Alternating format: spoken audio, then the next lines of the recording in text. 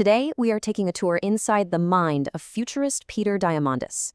This is a guy whose ideas are so big, they make science fiction feel like a to-do list. We're talking everything from private spaceflight all the way to talking with dolphins. So buckle up, we're taking a look at the future he is actively trying to build right now. So let's just start with this quote. He says science fiction novels will all materialize. Notice he doesn't say might or could, he says will. Everything we've ever dreamed up in books and movies, he believes it's all coming. It's a massive claim, and it really sets the stage for his entire worldview. So that's the big question we're digging into, right? What if he's right? If we just take him at his word for a minute, what kind of world are we actually hurtling towards? Well, let's take a look at the blueprint he's working from. Here's how we're going to break it down. First, we'll get into his core philosophy, what he calls the Moonshot Mindset. Then we'll look at the actual engine he built to make those moonshots happen. After that, we'll dive into the specific technologies that are fueling all this change. And finally, we'll see what this all means for the future of humanity itself. Okay, first things first, the mindset. Because before you can go out and build the future, you have to be able to imagine it. And for Diamandis, that means thinking on a scale that, honestly, most people would call crazy. This quote right here, this is the core of it all. His whole argument is that we have to fund and support ideas precisely when they seem the most ridiculous, because that's the moment right before they change the world. You know, he's openly frustrated with what he calls small-scale thinking. He says he doesn't want the world's brightest minds building, quote, another photo-sharing app. He wants to push entrepreneurs to go after the grand challenges, things like food, water, and healthcare, because, as he insists, for the first time in history, we actually have the tools to solve them. So, okay, it's one thing to say, think bigger, but how do you actually turn those crazy ideas into real breakthroughs? Well, Diamandis' answer was to build a machine specifically for that purpose, the XPRIZE Foundation. I mean, that's a huge question, right?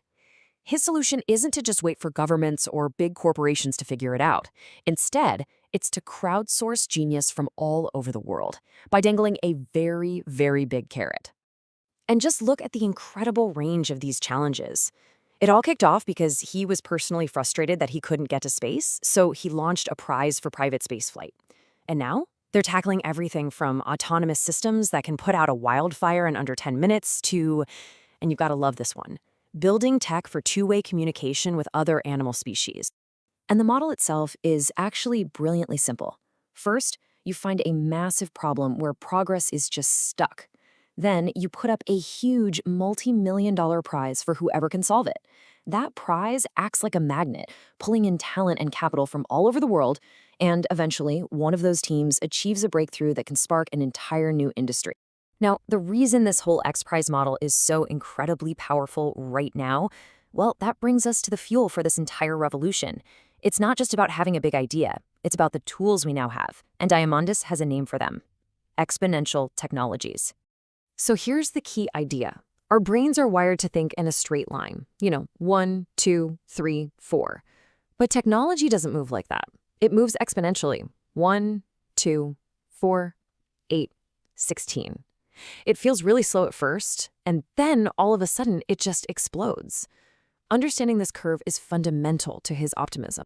He even has a framework for this called the 6 Ds to track how these technologies evolve. And Bitcoin is a perfect example. It started by digitizing money. Then, for years, its growth was deceptive. People dismissed it. And now, it's squarely in the disruptive phase. He was so convinced of this path that way back in 2014, he literally gave away Bitcoin to hundreds of CEOs, just to force them to open a wallet and learn how it worked.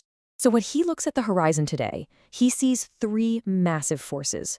First, there's blockchain, which he sees as a tool for creating truth in an age of AI deepfakes. Then, of course, there's AI itself, which he calls the engine of disruption for, well, everything. But the next wave, the one he's really watching, that's quantum.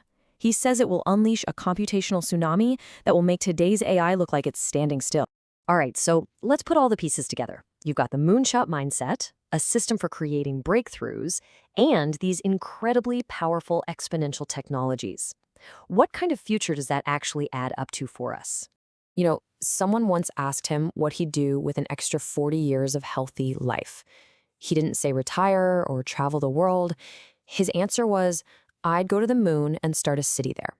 And that just perfectly captures his two biggest passions, radically extending the human lifespan and expanding humanity out into the cosmos. He says there are two industries that are just begging for this kind of reinvention: healthcare and education. He imagines an AI that can analyze your personal data to create the perfect medicine and diet just for you. And at the same time, an AI tutor for every single person on Earth, one that's infinitely patient, available 24/7, and knows exactly how you learn best. And the big one, the ultimate AI breakthrough, when does he think it's coming? Well, he stands by the prediction made by his longtime friend and partner, Ray Kurzweil: 2029. That is the year they believe we will achieve artificial general intelligence, or AGI, an AI as smart as a human. And yeah, that's not very far away. But here's where he flips the script. He doesn't see this as some scary future where we get replaced. He wants to reframe the entire conversation. For him, the end goal was never artificial intelligence, it's augmented intelligence. It's about connecting our own brains to the cloud and massively upgrading our own abilities. And this might be his most profound and, frankly, sobering thought. He says that in creating a conscious AI, we're not just building a better tool. We are, in his words, giving birth to a new species on this planet. And we are its parents, with all of the immense responsibility that implies. And so we'll leave you with that. Whether you find this vision thrilling or terrifying, Diamandis' argument is that it's coming, one way or another. The exponential curves are already in motion, so the only real question left is, what part are you going to play in it?